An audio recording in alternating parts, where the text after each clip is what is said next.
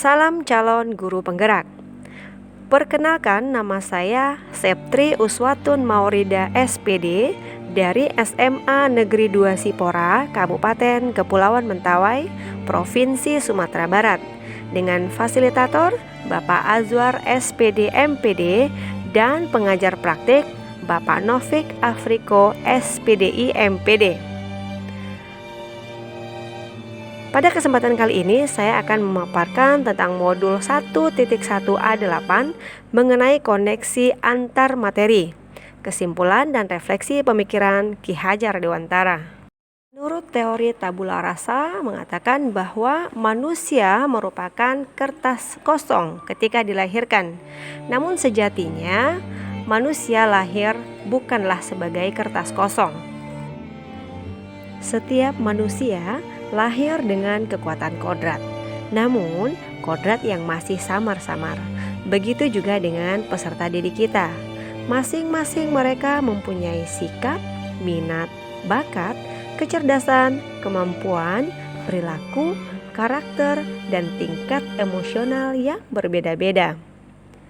Tugas kitalah sebagai pendidik untuk memperjelas kodrat peserta didik kita yang masih samar-samar dengan memberikan pembelajaran yang berhamba pada anak yang sesuai dengan pemikiran Ki Hajar Dewantara. Kita masuk pada kesimpulan pemikiran Ki Hajar Dewantara, di mana tujuan pendidikan adalah menuntun segala kodrat yang ada pada anak-anak agar mereka mencapai keselamatan dan kebahagiaan yang setinggi-tingginya, baik sebagai manusia ataupun sebagai anggota masyarakat.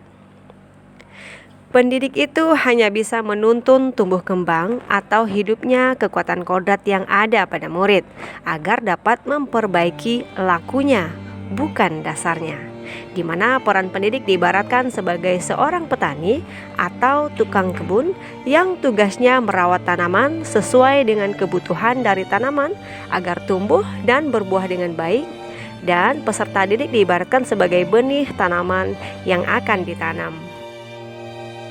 Ada beberapa pertanyaan refleksi.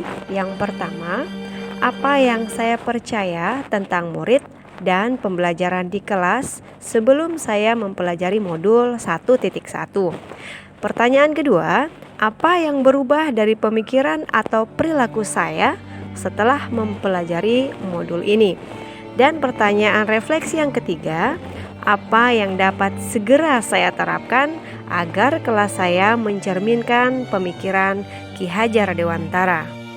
Kita masuk pada pertanyaan refleksi yang pertama, di mana pertanyaannya adalah apa yang saya percaya tentang murid dan pembelajaran di kelas sebelum saya mempelajari modul 1.1.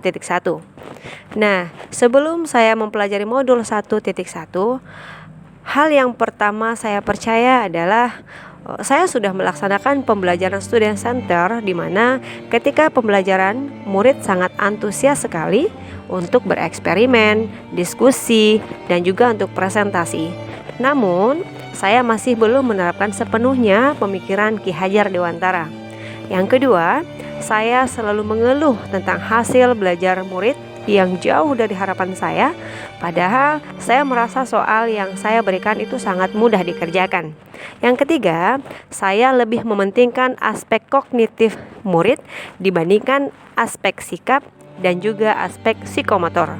Saya berpikir bahwa nilai seluruh murid harus dapat mencapai nilai KKM. Kita lanjut pada pertanyaan refleksi yang kedua, yaitu apa yang berubah dari pemikiran atau perilaku saya setelah mempelajari modul ini? Setelah saya mempelajari modul ini, yang pertama, saya harus tetap mempertahankan pembelajaran student center dan terus berinovasi lagi untuk lebih memotivasi murid dalam mengeksplor minat dan bakat murid. Yang kedua, saya menyadari kesalahan saya dalam penilaian saya yang lebih menitik beratkan pada aspek kognitif saja dibandingkan aspek sikap dan juga psikomotor.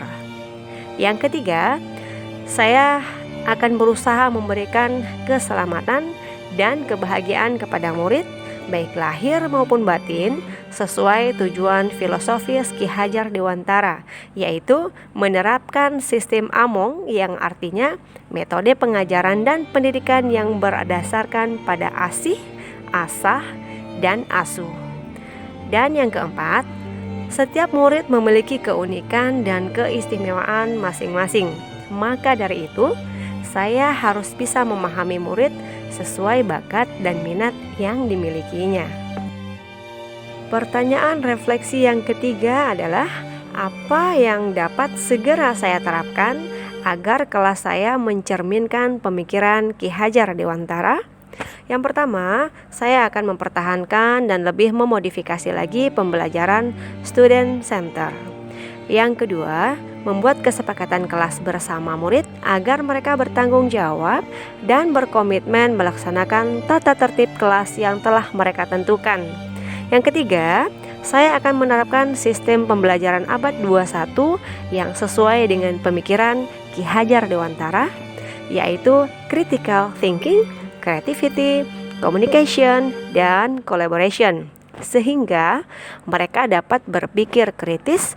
Dengan berdiskusi atau berkolaborasi, murid dapat menghargai pendapat orang lain.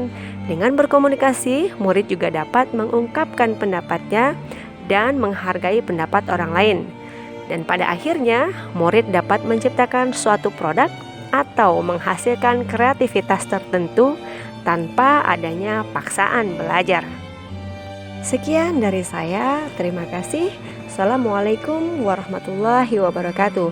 Salam Guru Penggerak.